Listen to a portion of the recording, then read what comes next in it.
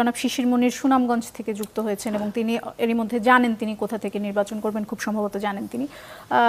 আপনি কি জানেন কিনা যে আপনি নির্বাচনে অংশগ্রহণ করছেন কিনা বিএনপির টিকিট নিয়ে, এবং করলে কোথা থেকে করছেন? আমি জানি আমি নির্বাচনে অংশগ্রহণ করছি।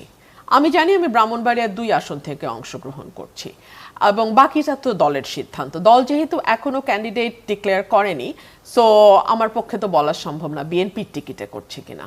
তাহলে এখন পর্যন্ত বিএনপি এই বিষয়গুলো নিয়ে এখনো এক ধরনের সিদ্ধান্তহীনতা আছে, যেখানে জামাত এরই মধ্যে তাদের এখানে একটা ব্যাপার আছে দোলা। দেখুন, বিএনপিতে না আমাদের যেই স্ট্রাকচার বিএনপির, সেটা হচ্ছে অনেকটা লুসিড, অনেকটা ফ্লুইড, অনেকটা ঢিলে ঢালা ধরনের।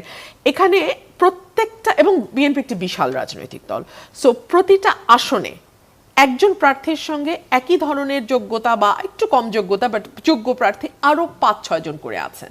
সো একজনের নাম যদি এখন ঘোষণা করা হয়, আমি জানি না এলাকায় এলাকায় বা আসনে আসনে কিছুটা কোন্দল হতে পারে। যেটা কিন্তু জামাতের একটা বিরাট অ্যাডভান্টেজ হলো, আপনার মনে থাকবে এক সময় জামাতের আমির বলেছিলেন যে আর্মির সঙ্গে আমাদের কিছু মিল আছে, আমরা অত্যন্ত অর্গানাইজড একটা ওয়েল অর্গানাইজড পার্টি, অত্যন্ত সুশৃঙ্খল একটা দল।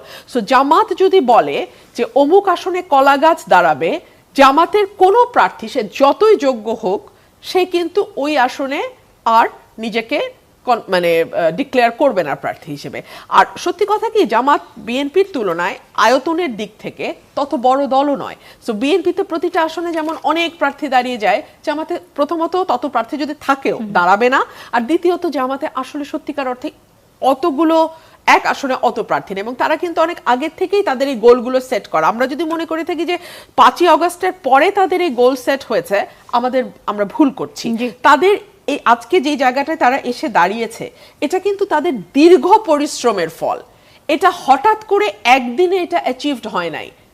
তারা গুপ্ত রাজনীতি, সুপ্ত রাজনীতি, আওয়ামী লীগের সঙ্গে মিশে রাজনীতি, কে জামাত করতো কে শিবির করতো নোবডি নোজ, সব মেনে নিয়েই বলছি এটাও তাদের একটা স্ট্র্যাটেজির অংশ।